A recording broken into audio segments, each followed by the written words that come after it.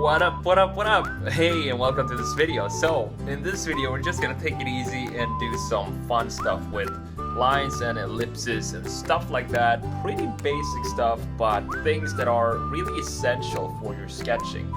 So, I also want to say, it's really cool that you're here right now and checking out this video, and I want to say thank you for that. It means a lot to me, and if you like this kind of videos, don't forget to like and subscribe because it means a lot, and that's why I keep doing these videos, is for you guys. Alright, so let's get into the sketching.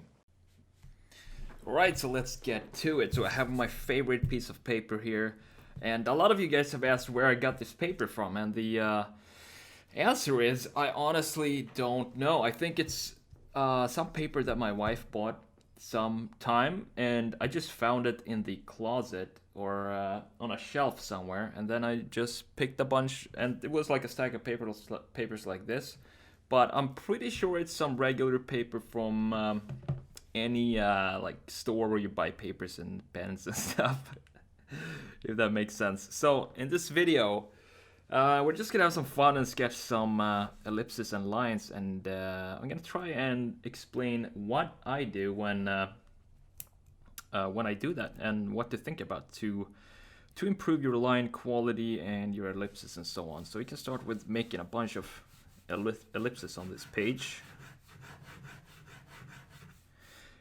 So what to think about when you're sketching ellipses? Well, you want to keep your wrist locked, and by that I mean this should not move, and you want to hold the pen loose. You don't want to like squeeze it super tight, and then you want to move your elbow almost all the way up from the shoulder, and that's where you want to get the movement from. So the bigger the ellipse, the more movement all the way up to the elbow or the shoulder, sorry.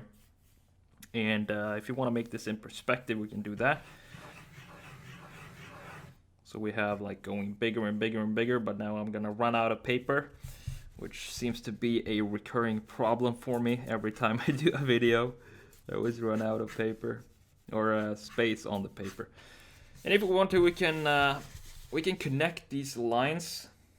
Let me just move back this a little bit like this. We can connect these lines. So when you're sketching lines, same thing here. Basically, all the time when you're sketching, no matter what it is you're sketching, you want to keep your wrist in a locked position. You don't want to move your wrist at all. Except for, I guess, when you go into details. But when you're starting out when sketching something, you want to go big movements and big geometries and shapes before you jump into any details and before you jump into doing line weights, which is what I'm doing right now. But when you're at this point here, you can start to move the wrist a little bit if you want to, or you can also do like from the elbow like this. Depends on the curvature of what it is you're sketching, I guess.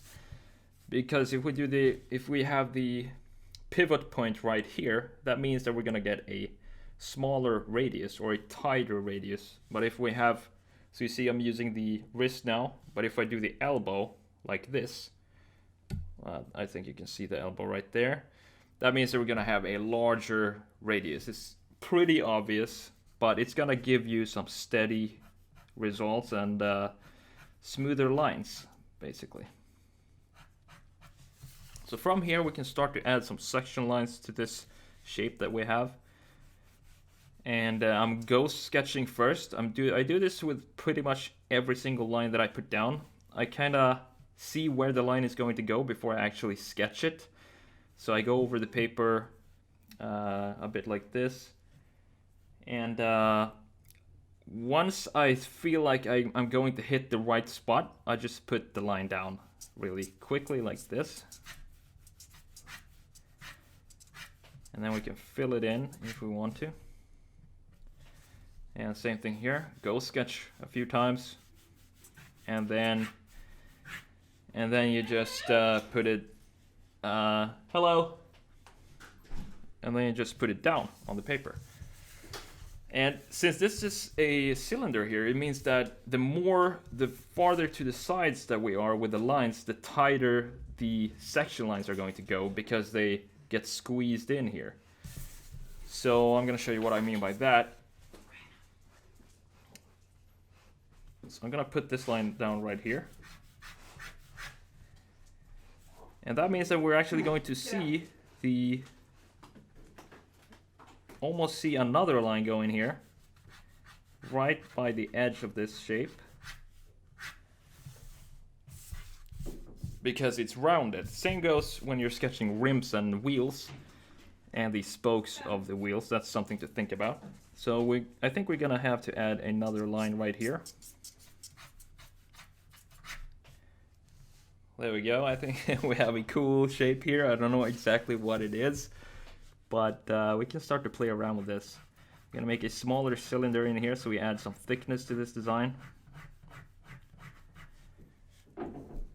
And also from here we can start to add line weight and play around with what is down and what is up on this sketch.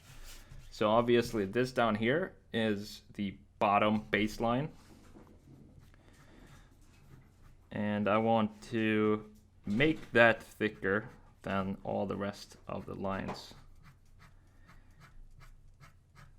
Also the outlines, if you want to add thickness to those as well, you can do that. Just don't go crazy with the line thickness unless it has a purpose, unless you have a purpose for it.